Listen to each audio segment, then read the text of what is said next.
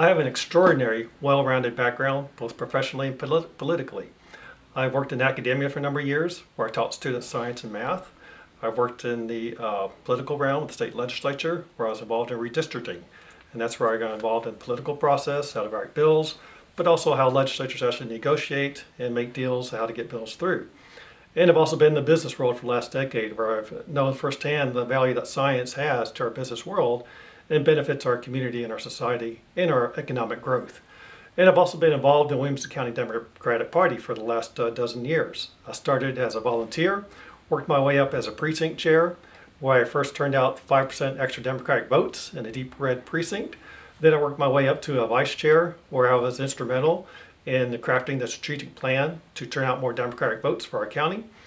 And also chair the candidate recruitment committee that actually recruits candidates to run for office. On top of that, I was also a candidate in 2016, running against John Carter, and made great headwinds toward that effort.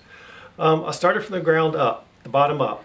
That is how you learn, that is how you get experience, and that is also how you get respect. It's led to great leadership skills and great ideas, and I think the people of District 31 appreciate that and look forward to progress on that.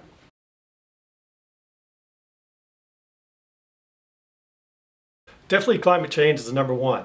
Everyone is talking about it. It's on Google, it's on Facebook, it's on Twitter, Instagram, people's kitchen table issues. That is the thing people are talking about. It is a direct threat to our security, our health, our economy, and our very own existence. Even the Pentagon says that climate change is a threat just to defend our nation. And honestly, no amount of health care will fix us if climate change gets worse than it is right now. Our economy, it affects our shipping lanes, it affects our seaports, it affects growing agriculture as well. And it affects our existence. The last I checked, carbon dioxide is poisonous to human beings, and we need oxygen to breathe. So we need to take this seriously. Denying climate change, that's like denying the bubonic plague. Both will kill us, and we need to be serious about taking it forward. I come from a family of farmers and ranchers in Texas, and we know firsthand about what sustainable farming does and how it's good practice. This should move forward the rest of our economy. It's really nothing we need to relearn. It's sustainable, it's good for our environment, and it's good for our economy going forward. The second thing I think on people's mind is definitely healthcare. Look, we have a profit-driven system still now that puts profit above care, and your healthcare needs do not need to be driven by dividends and stockholders and board meetings at some other company you have no idea what's going on about. We need to be focused on this. We need to take it seriously.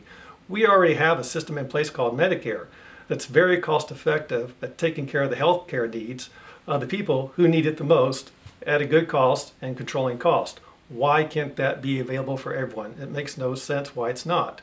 Private health insurance has about a 15% overhead, whereas Medicare has like a 2 or 3% overhead.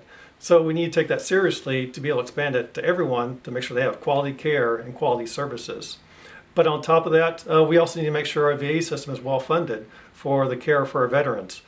PTSD, that is a national crisis, and it does represent the true cost of war. We need to make sure our VA system is funded, we need to make sure those services are treated, and we need to make sure we have our attention to it.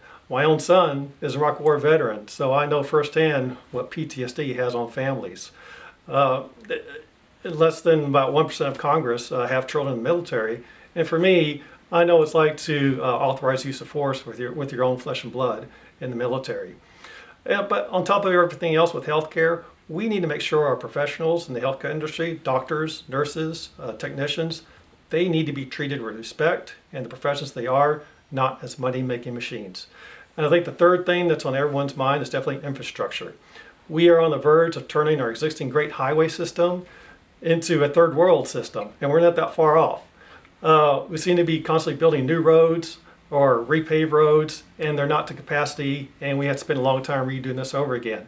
I'm in favor of diverting more of our existing gasoline tax to build high and light speed rail. That's far more effective.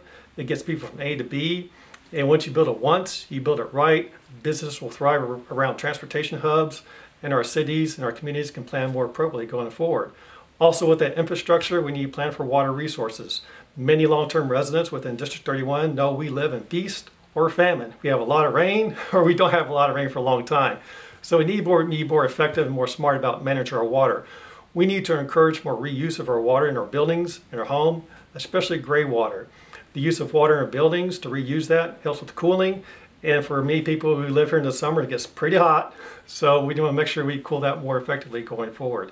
These are smart things we can do with our infrastructure that helps our economy and helps our growth and keeps us from crumbling to nothing.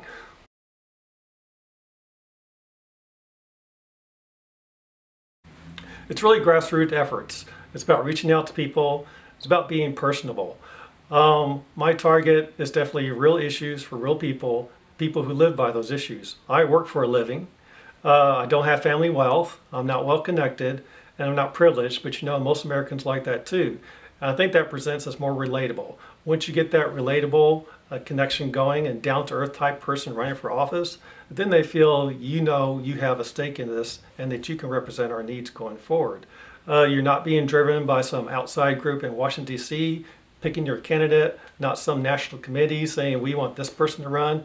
It's from the bottom up. Much like from my career, I started from the bottom, worked my way up. That's how I see we should be electing our candidates from the bottom up.